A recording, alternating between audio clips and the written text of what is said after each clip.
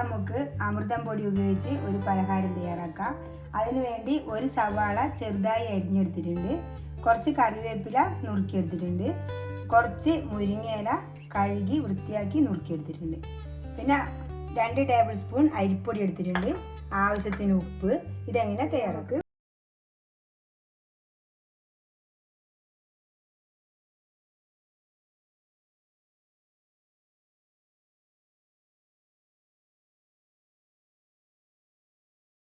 മല്ലിയില ഇടണം.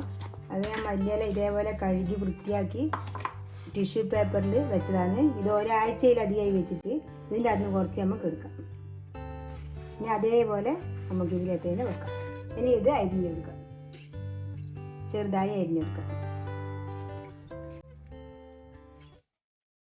ഇനി ഇതിലേക്ക് കുറച്ച് ഒരു 1/4 ടീസ്പൂൺ മഞ്ഞൾപ്പൊടി ചേർത്ത് കൊടുക്കാം, 1/4 ടീസ്പൂൺ മുളക് പൊടി ചേർത്ത് കൊടുക്കുക. ഇത് കാശ്മീരി മുളക് പൊടിയാണ്.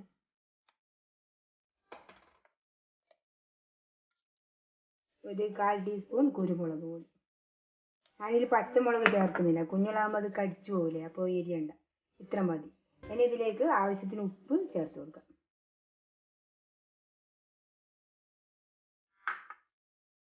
ഇനി ഇതിലേക്ക്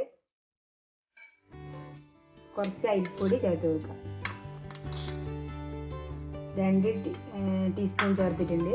ഇനി ഇതിലേക്ക് ആവശ്യത്തിന് അമൃതം പൊടി ചേർത്ത് കൊടുക്കാം. ഇത് കുഴച്ച് നോക്കിയിട്ട് ഉള്ളിയെല്ലാം ഒന്ന് ഞെരടിയിട്ട് വെള്ളം വന്ന് അതിനനുസരിച്ച് നമുക്ക് ഇട്ട് കൊടുക്കാം. ഇപ്പം ഞാൻ 2 ടേബിൾ സ്പൂൺ ചേർത്തിട്ടുണ്ട്. ഇത് നമുക്ക് കുഴച്ചിട്ട് ചേർക്കാം. ഇതിലേക്ക് ഒരു നുള്ളു കായപ്പൊടി ചേർത്ത് കൊടുക്കാം. ഇനി ഇത് നന്നായി ഞെരടി കൊടുക്കാം, ഉള്ളി വേലിയല്ല. എന്നിട്ട് നമുക്ക് അമൃതം പൊടി കൂട്ടിയിട്ട് ഞെരടാം. ഇത് എല്ലാം കൂട്ടി യോജിപ്പിക്കാം.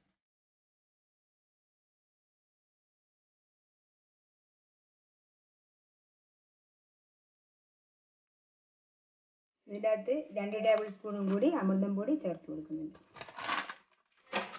ഇനി ഇതിലേക്ക് കുറച്ച് ഇഞ്ചി ചതച്ചത് ചേർത്ത് കൊടുക്കാം. ഇഞ്ചി ചതച്ചത് ചേർത്ത് കൊടുത്തിട്ടുണ്ട്. ഇനി ഇത് നമുക്ക് കുറച്ച് വെള്ളം കൂട്ടിയിട്ട് കുഴച്ച് കൊടുക്കാം. നോക്കിയിട്ട് കുഴച്ചാൽ മതി വെള്ളം.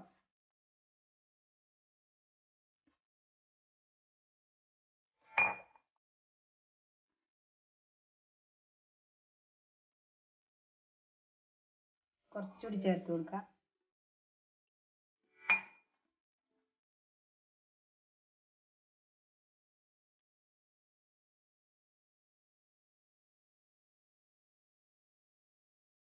കുഴച്ചെടുത്തിട്ടുണ്ട്. ഇതേ പാകത്തിന് കുഴച്ചെടുത്താൽ മതി. ഇനി നമുക്ക് ഒരു ചട്ടി അടുപ്പിൽ വെച്ചിട്ടുണ്ട്, എണ്ണ ചൂടാകാൻ വേണ്ടിയിട്ട്. ഇനി നമുക്ക് ഈ എണ്ണക്ക് ഇട്ട് പൊരിച്ചെടുക്കാം.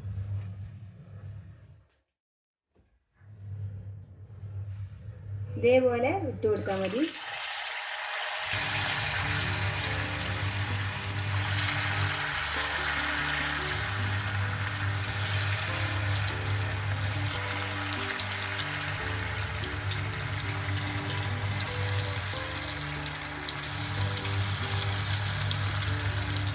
ഇതായിട്ടുണ്ട്.